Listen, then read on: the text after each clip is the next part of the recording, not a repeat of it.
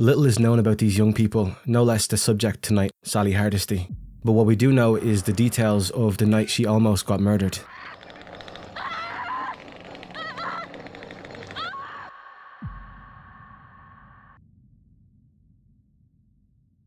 Sally Hardesty was the main antagonist and sole survivor of the Sawyer family slaughter in 1973.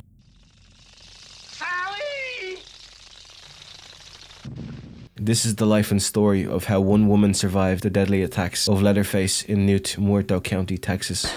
What happened was true.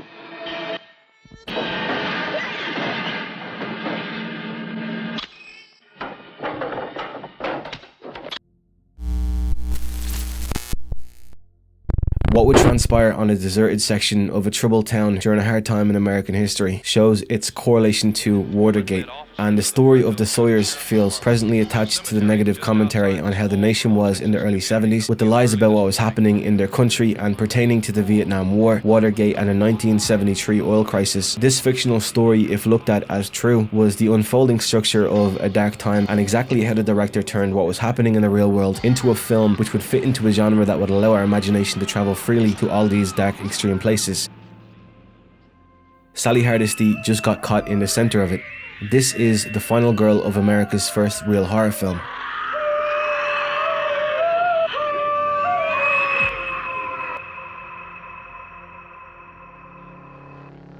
Sally's childhood in the desolate heart of Texas was shaped by her bond with her brother Franklin, a bond that on this night would be tested in ways neither of them could have foreseen.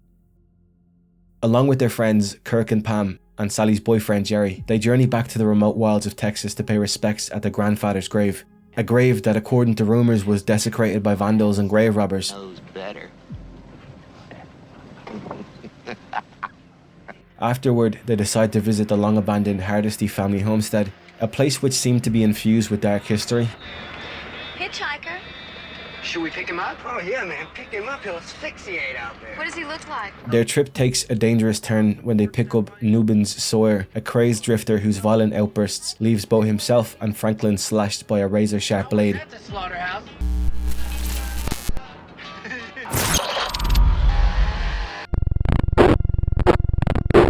Before the group is forced to throw him out of the van in a desperate escape to safety. Tension mounts as Pam and Kirk, eager to cool off, head to a nearby swimming hole and mysteriously vanish without a trace.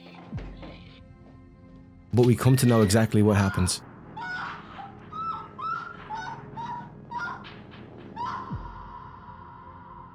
But as the night closes in, Jerry insists on searching for them, leaving Sally and Franklin alone in the van. Sally, did you believe in all that stuff that Pam was telling about Saturn and retrograde and all that? Hours slip by and Jerry still doesn't return. Fear gets them both and desperation turns to panic as Sally and Franklin, torn by their mounting dread, argue over a flashlight in the suffocating night. Hey, Jay! Jay! A burst of frustration drives Sally to shove Franklin forward, both of them stumbling through treacherous woods, their calls for Jerry swallowed by the looming dark shadows. The silence of the night presses in, as they realize they may be walking straight into a nightmare that nobody can escape.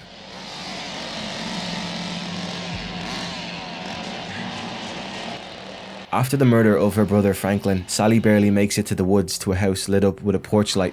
Assuming inside she might find safety, she enters screaming, with Leatherface close behind her. Screaming for help, closing the door and running up the stairs.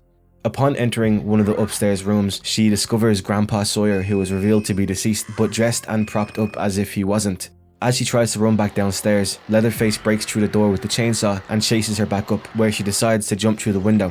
This proved to be momentarily successful in giving Sally a chance to escape, but of course Leatherface would eventually catch up behind her. What follows is a chase through the woods surrounded by darkness and the ever-growing sound of a chainsaw.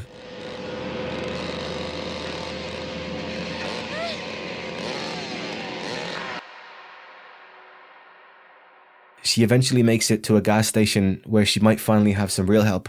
The gas station clerk was Drayton Sawyer, so no friend indeed. Sally, soon after discovering that Drayton is working for the crazed chainsaw attacker, is knocked unconscious with a broom and dragged back to the house she just escaped from. Inside, she comes face to face with the hitchhiker and Leatherface, but this time around, Leatherface seems to be disguised with makeup and a wig. This is where Sally learns that the Sawyers are a cannibalistic family. Before passing out, a cut on her finger was made so their grandpa, who I assumed looked pretty damn dead, was able to suck the blood from. So I guess he's not fully dead and most probably relies on the blood to keep going. Sally eventually drifts off into an unconscious state, but wakes up to Leatherface, the hitchhiker, Drayton, and I assume the frail and decrepit but still alive corpse of Grandpa Sawyer, surrounded by bones of animals on the dinner table like ornaments.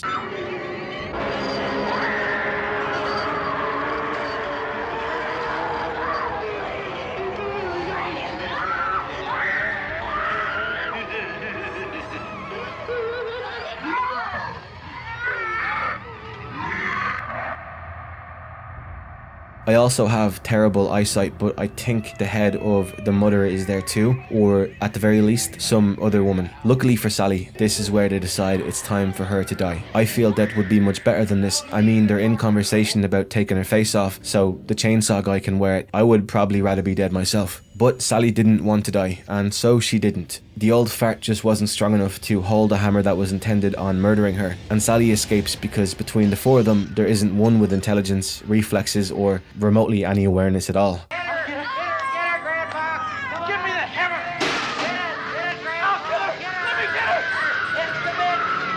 And Sally goes right back through the window because apparently she loves to do that. While being chased, the hitchhiker gets crushed by a massive truck.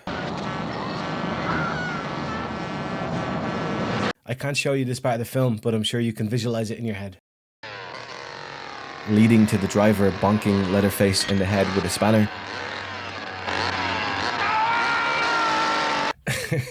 Which sounds a lot like Homer Simpson going, "Doh!" And then Sally barely makes an escape onto the back of a Chevrolet truck, with Leatherface trying to chase behind her. The last we see of Sally is her manically screaming, showing what we can only assume is the beginning of some sort of manic breakdown or episode, because after this traumatic night, Sally Hardesty would be admitted into a psychiatric hospital.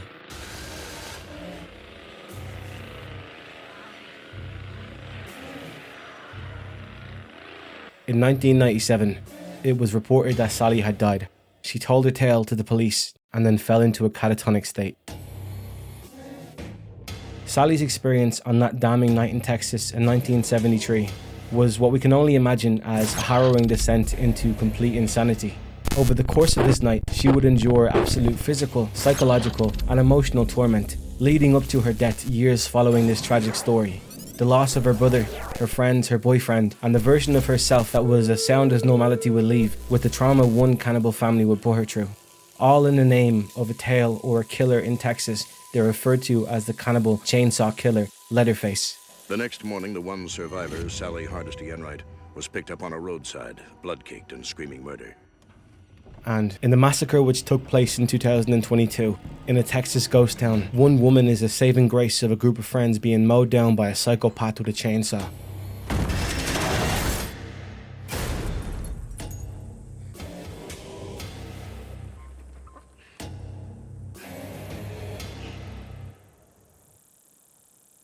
Sally Hardesty wasn't dead.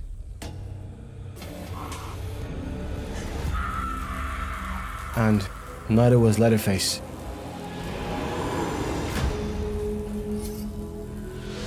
While the murders which took place in 1973 were nothing more than the wrong place at the wrong time, the terror that would unfold on this empty rundown town in 2022 in Texas was brought on quite differently. The job of these so-called entrepreneurs, Melody and Dante, was to create something from nothing, fixing up an old rundown space and to gentrify the area. But by coming to this town, they had inadvertently sealed their own fate. Ron, what are you doing? Try anything and you're canceled, bro.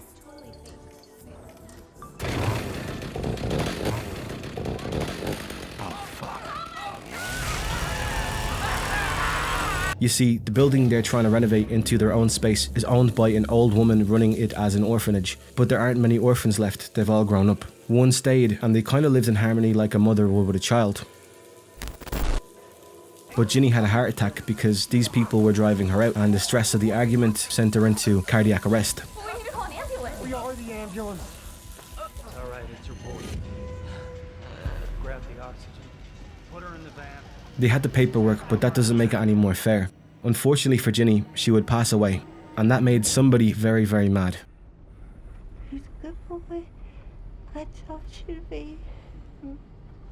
Their stupid choice to come back to this town, which, sure, they probably thought was safe enough, ended up resulting in major tragedy, and is also the sole reason an old survivor of Leatherface would reappear to try and change how history previously played out. Introducing Texas Ranger Sally Hardesty. This is Hardesty. Working close by, Sally hears of trouble in a small deserted town. Believing Leatherface had finally returned almost 50 years later, Sally decided once and for all to end what the Sawyer family started. At the orphanage, Melody discovered the papers that proved Ginny was wrongfully evicted, leading to her death and setting off an angry man grieving what was once a mother.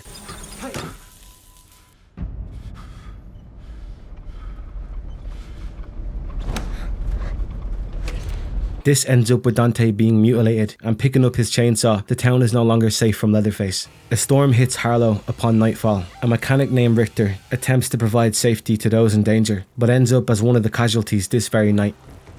Ruth witnesses Leatherface, the killer we had known from 1973, cutting Ginny's face off and wearing it as a mask, how he once did.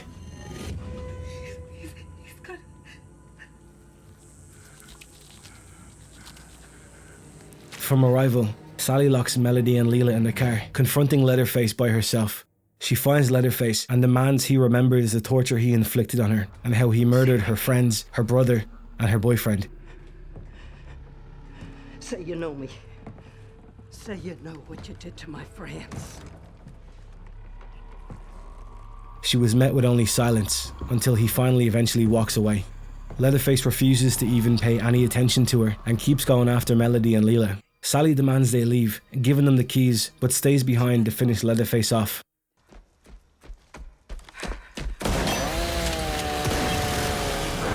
Leatherface fatally injured Sally before she gets off one last shot at him. Unfortunately for Sally Hardesty, this will be the end of her story.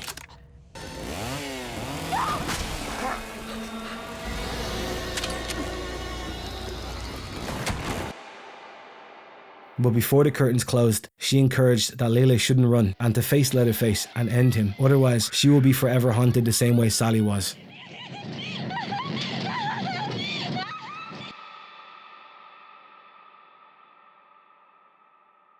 Before the events of 1973 in rural Texas, Sally Hardesty's life seemed to be filled with community, friends, family. This was the discussion of how it changed, and how her story ended in a rival shot of redemption. Sally Hardesty was the final girl in American horror. And if you follow the Fort timeline, this is how it played out.